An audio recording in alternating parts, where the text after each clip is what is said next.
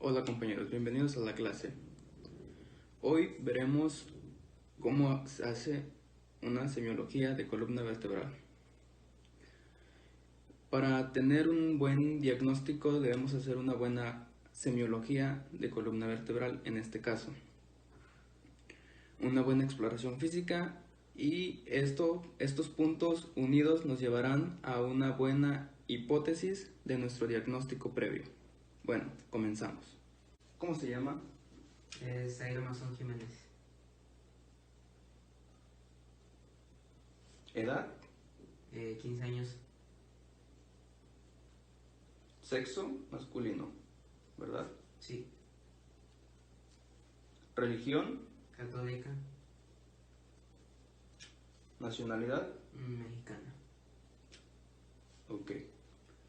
Explíqueme, joven masón, el motivo de su consulta. ¿Qué lo trae por aquí? No, es ¿Por qué que viene? tengo un dolor en la espalda baja. En la espalda baja, Sí. ok. ¿Y cómo se caracteriza ese dolor? ¿Cómo es? ¿Solamente le duele en la espalda baja o el dolor viene del estómago hacia la espalda? No, solo ahí, en la espalda. Es localizado en la espalda Sí, solamente. sí, solamente en la espalda.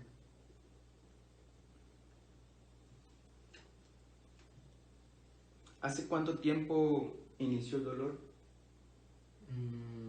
Como hace una semana. ¿Y de qué forma inició? Un día fui a jugar al campo, fútbol, y en una jugada yo salté y un jugador me echó cuerpo y estaba en el aire, me echó cuerpo y caí sentado y me tuve que salir del partido porque me dolía mucho. Ok, inició por una falta entonces, Sí, jugando fútbol, haciendo deporte.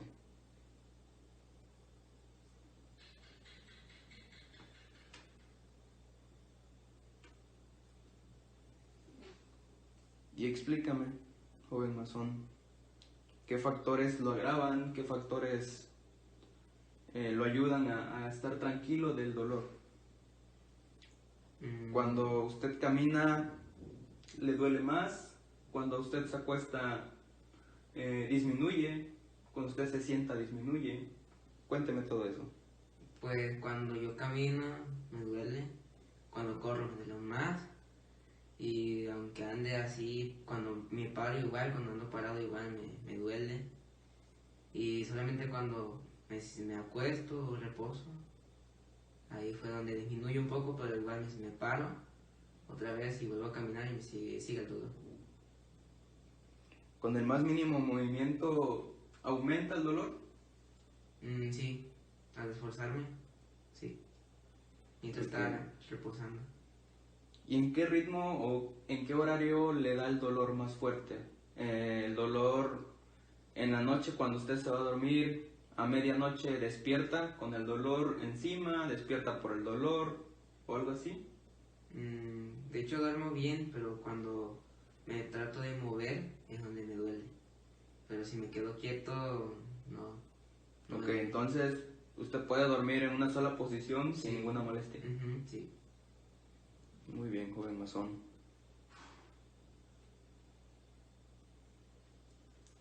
¿Y está tomando algún medicamento, un paracetamol, ibuprofeno, algo que lo tranquilice, algún analgésico? De hecho sí me tranquiliza, pero después de unas 3 horas, 4 horas me vuelve otra vez el dolor y pues me sigue doliendo. Ok. ¿Usted ha tenido algunos otros dolores, como por ejemplo dolor en una pierna, dolor arriba de la rodilla, que no sea en la espalda baja? No, solo en la espalda baja, solo en la espalda baja. Nada más ahí.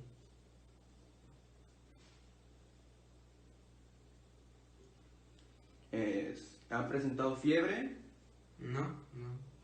¿Pérdida de peso? tampoco. Náuseas, mareo, No, solamente. vómito. No, solamente el dolor.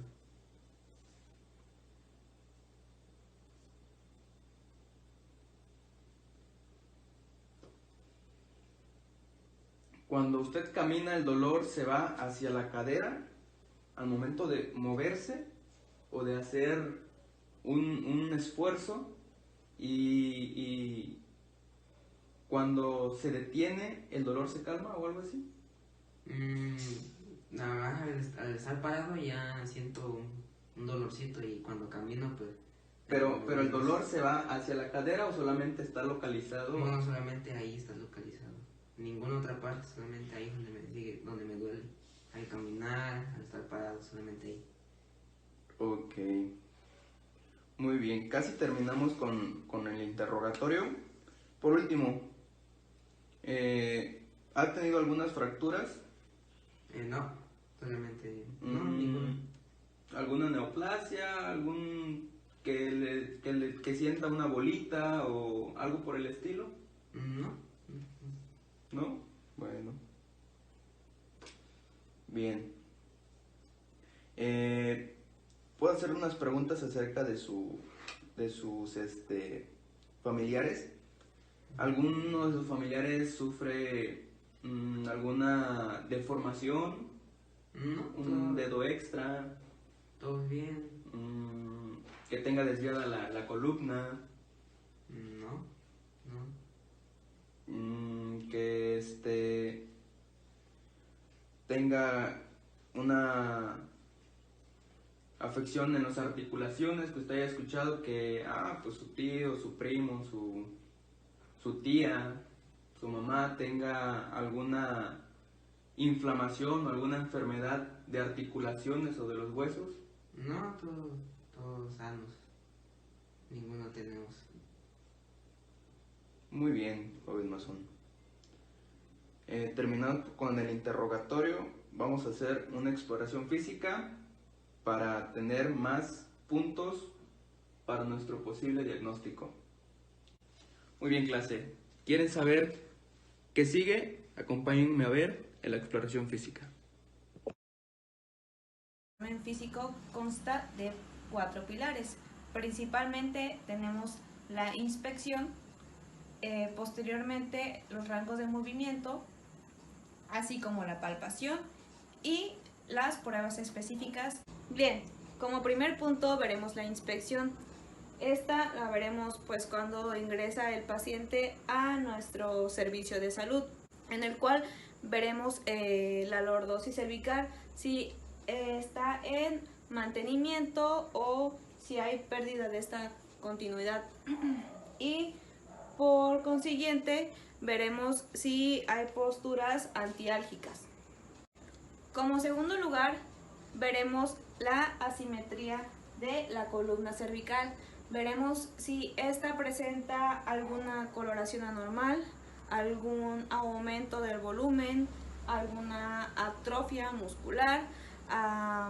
También podemos encontrar algunas asimetrías en dichas regiones. Rangos de movimiento, estos pueden ser tanto activos como pasivos. En este ejercicio le pediremos al paciente que haga una extensión de la cabeza, verificando si hay dolor en dicha área, así como una lateralización de la cabeza. Sin mover esto.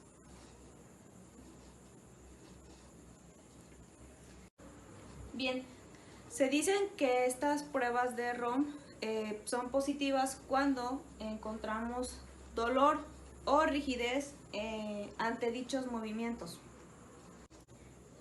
Como tercer punto, veremos la palpación, en el cual debemos identificar anatómicamente los procesos espinosos de la columna cervical, en el cual el más prominente siempre será C7.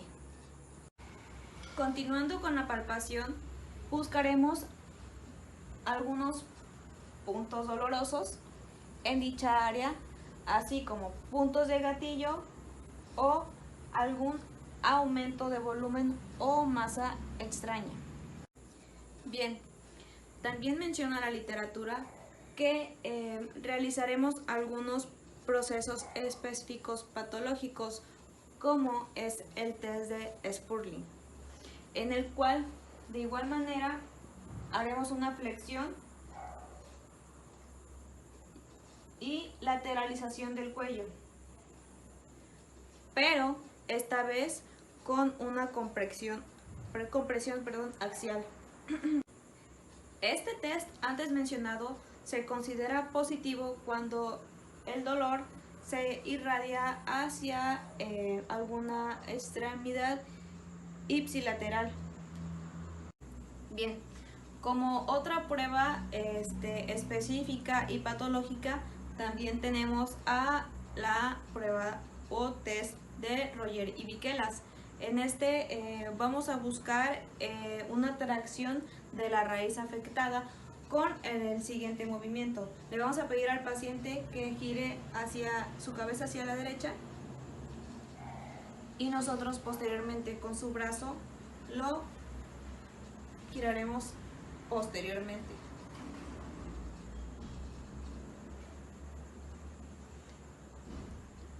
Esta prueba se considera positiva si el paciente nos refiere algún tipo de dolor. Inspección y palpación. Se realiza con el paciente en bipedestación neutra y con los pies paralelos, separados por 10 centímetros. Se observa de diferentes ángulos y se evalúa el estado nutricional, conformación torácica y alteraciones cutáneas. Se busca la presunción patológica reumática u ósea. Se observa la alineación de la columna. Se trata de observar la alineación correcta del paciente, buscando alteraciones del eje vertebral, realizando una línea imaginaria a través de la apófisis espinosa de la columna vertebral.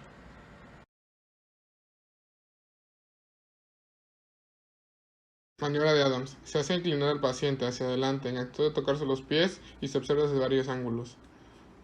Paciente en bipedestación trata de tocar sus pies con la punta de sus dedos para observar alteraciones de la columna como cifosis y lordosis. Columna dorsal tiene movimientos limitados, son de rotación en D7 y D8. Se explora rotación hacia los lados, colocando las manos en el cuello y los codos perpendiculares al eje torácico y se realiza movimiento del torso sobre su propio eje. El hecho de que las primeras costillas se articulen con las vértebras dorsales y el esternón limite los movimientos de la caja torácica, se busca progresión de la rotación adecuada. Se mide expansión torácica colocando cinta métrica alrededor de la caja torácica, colocándola en las areolas durante la inspiración y expiración. Se encuentra de 2.5 centímetros. Se busca medir diferencias entre el diámetro inspiratorio y expiratorio alrededor de él, 2.5 centímetros, para catalogar alteraciones en la expansión de la caja torácica.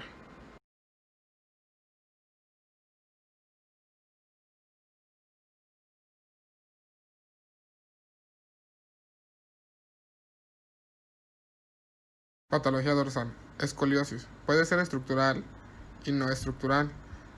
Se describirán las curvas denominándolas por el lado de la convexidad y por la parte vértice de la curvatura.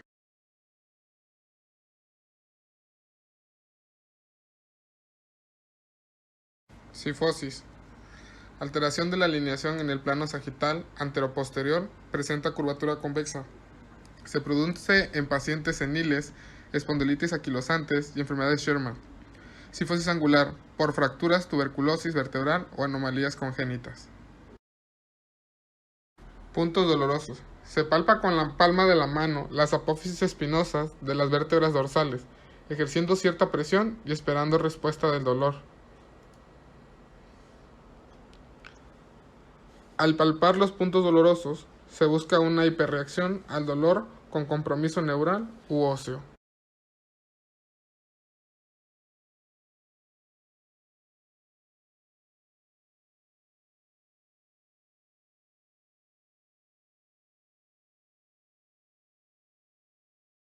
Para la valoración de la columna lumbar vamos a buscar la existencia de limitación de los movimientos o la existencia de dolor con los mismos. Para valorar la flexión vamos a pedirle al paciente que se incline hacia adelante sin doblar las rodillas. Aquí vamos a ver cómo la columna es cóncava, de manera que se va flexionando, se rectifica y finalmente se vuelve convexa. En este movimiento no solamente participa la columna lumbar, sino que también participa la cadera. Si queremos determinar exactamente la movilidad del segmento lumbar, podemos realizar la prueba de Schober. La prueba de Schober consiste en marcar 2 puntos de referencia. El primero lo vamos a encontrar a nivel de L5. Para eso vamos a encontrar L4, tomando como referencia la unión de las crestas ilíacas. Por un dedo debajo encontramos L5. El segundo punto será 10 centímetros por encima de L5.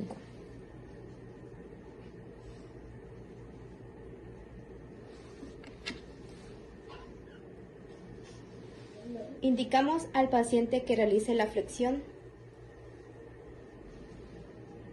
En un individuo normal, la distancia, una vez flexionado, tiene que ser mayor a 4 centímetros. Si hay una distancia menor a 2.5 centímetros, casi podemos asegurar que hay una limitación de este segmento e indicar una posible espondiloartropatía.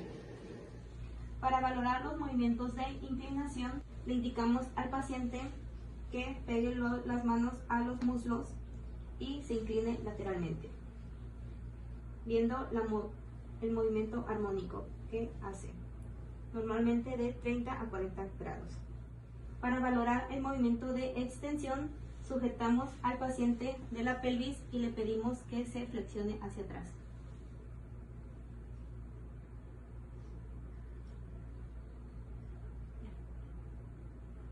En este movimiento es muy difícil de valorar ya que no hay rango de normalidad, pero en los pacientes que presentan síndrome facetario hay dolor con este movimiento. Para valorar los movimientos de rotación le vamos a pedir al paciente que se siente.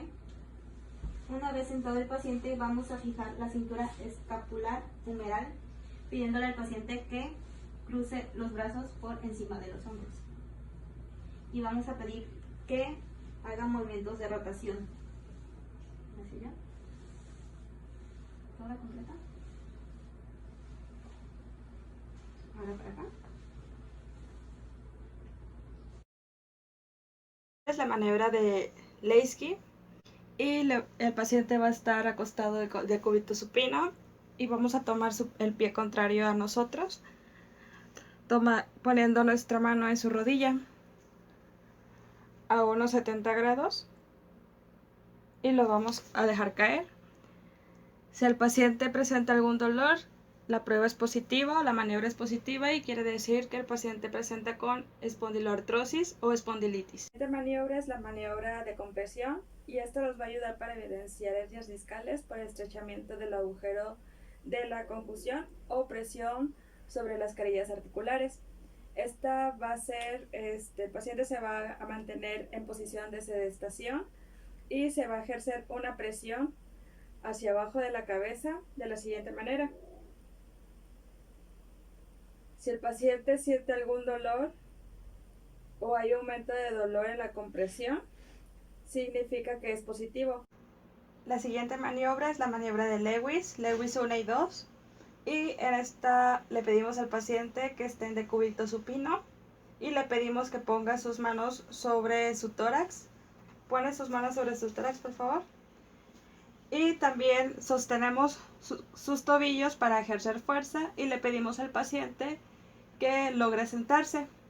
¿Se puede sentar? Y después le pedimos que vuelva a su posición inicial. Acuéstese. Si el paciente presenta algún dolor en alguna de las dos maniobras, quiere decir que tiene alguna afectación lumbar.